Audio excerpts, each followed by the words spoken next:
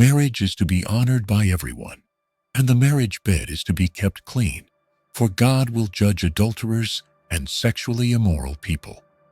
Hebrews 13:4. Dear brothers and sisters, today I want to explore with you the true meaning of sexuality in marriage and what the Bible teaches us about it. If we want to live a life according to God's plan, it is very important that we understand the place of sexuality in marriage and God's guidance on this subject. Let us explore God's design together to deepen the meaning of this sacred union and to better grasp the sanctity of marriage. Is sexuality in marriage only a physical union, or is it also a sacred gift that deepens spiritual and emotional bonds? The Bible says that sexuality is part of God's order of creation and is designed as a special gift that God gives to married couples. Sexuality provides both physical fulfillment and spiritual union within marriage. From Genesis onwards, this gift of God to human beings has been seen as a sacred means of expressing the love and commitment of couples to each other. Genesis 2:24 reads, "Therefore a man leaves his father and mother and is joined to his wife, and they become one flesh." This is a powerful statement that emphasizes the unifying and sacred aspect of sexuality in marriage. We also see in Proverbs 5:18-19 that sexuality is not only for procreation, but is also part of the pleasure and joy of marriage. Blessed be your spring, and rejoice with your wife, whom you loved in your youth. These verses make it clear that sex was given by God for the purpose of pleasure and unity within marriage. So, when the Bible talks about sex, it describes it as both a physical and spiritual bond, and teaches that this bond is God's will for marriage. In God's created order, sex is designed to be a unifying force between married couples. Today we are going to dive deeper into this topic, looking at the Bible's principles on sexuality, what it says about certain sexual behaviors, and how we can apply these principles in our married life. The Bible talks about sex often, but not always in the way we think. God designed sexuality to be a gift given to married couples. This gift should be good, pleasant, and unifying. Genesis 2:24 reads, "So, a man leaves his father and mother and joins himself to his wife, and they become one flesh." This idea of becoming one flesh is the basis of the Bible's teaching on sexuality. But what can we say about some aspects of sexuality? This is where things get a little more complicated. For example, oral sex is not directly mentioned in the Bible, but some statements in the Song of Songs are open to different interpretations. Song of Songs 4:16 says, "Awake, north wind, come, south wind, blow into my garden, and let its fragrance spread everywhere. Let my beloved come to my garden and taste its choicest fruits." These expressions could be interpreted by some as symbolic language celebrating sexual intimacy and love in marriage.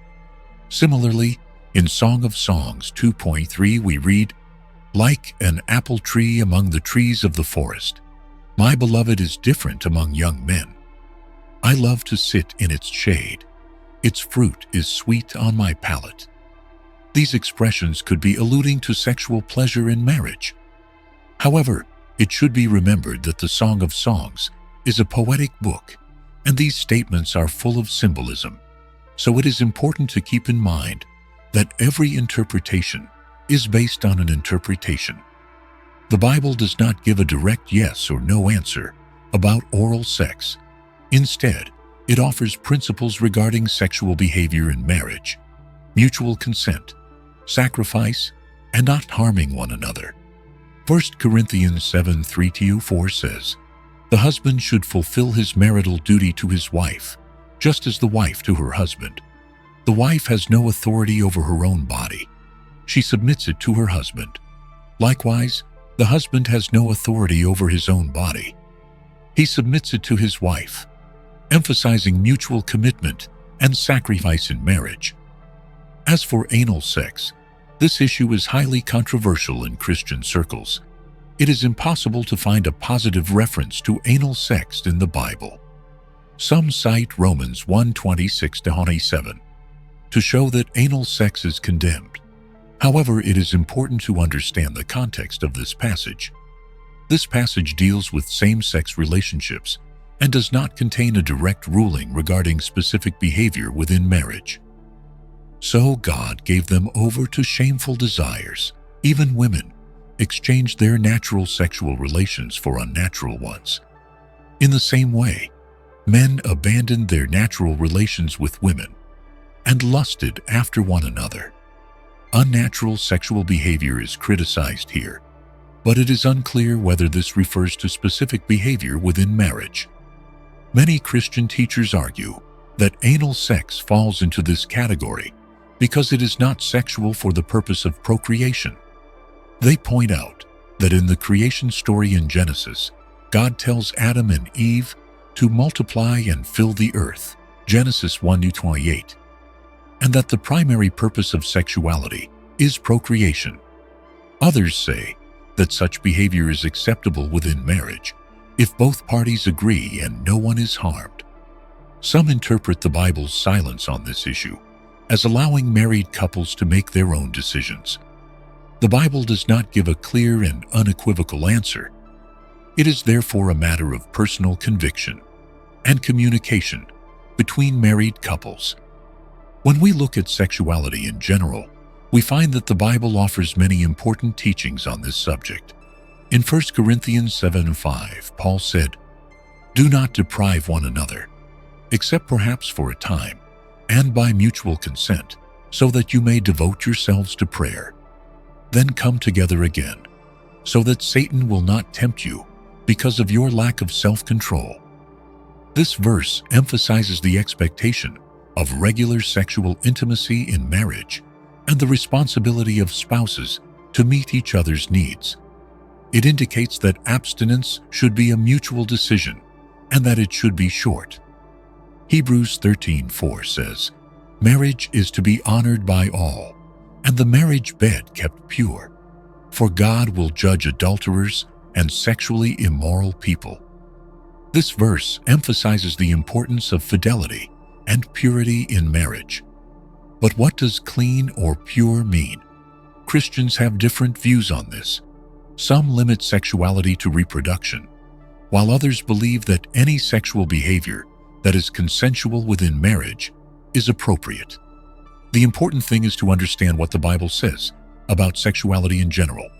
Sexuality is designed for unity, Genesis 2:24, pleasure, Proverbs 5:18-19, procreation, Genesis 1:28, and protection for 1 Corinthians 7:5. In evaluating any sexual behavior, married couples need to ask the following questions. Does it bring us closer together? Is it mutually pleasurable? Could it cause physical or emotional harm? Are we both comfortable with this behavior? Does it honor God and God's purpose for sexuality? The Bible's silence on certain issues does not always imply approval, nor does it automatically imply prohibition. The important thing is to apply God's principles to our lives with wisdom and love. Perhaps the lack of specific rules shows that God trusts us to apply these principles in our marriages by providing broad principles to guide us. This requires open communication, mutual respect, and a desire to honor God in every area of our marriage, including the bedroom. As the Apostle Paul said in 1 Corinthians 10:23-24, "I have the right to do everything you say, but not everything is beneficial. I have the right to do everything, but not everything is constructive. No one should seek his own good, but the good of others." Although Paul is not speaking directly about sexuality here, this principle applies to sexuality as well. Just because we can, doesn't mean we should. We need to consider what is beneficial and constructive for our spouse and marriage, not for ourselves.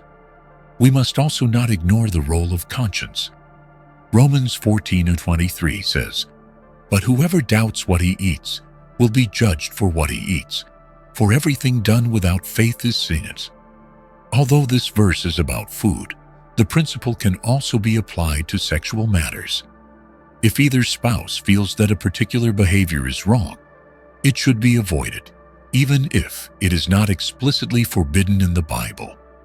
Finally, we must be careful about the place of sex. Colossians 3:5 says, "Therefore, whatever belongs to the earth, sexual immorality, uncleanness, lust, evil desires, and greed, which is idolatry, kill it." This does not mean that all sexual desires are wrong, but it is a reminder that sexuality must be kept in its proper place, as a gift from God, not as an end in itself. Brothers and sisters, the most important sexual organ is the brain. How we think about sex, how we approach it, and the attitudes we have about it are far more important than any physical behavior. The Bible's teachings on sexuality are more about developing a loving, sacrificial, and God-honoring relationship than about the do's and don'ts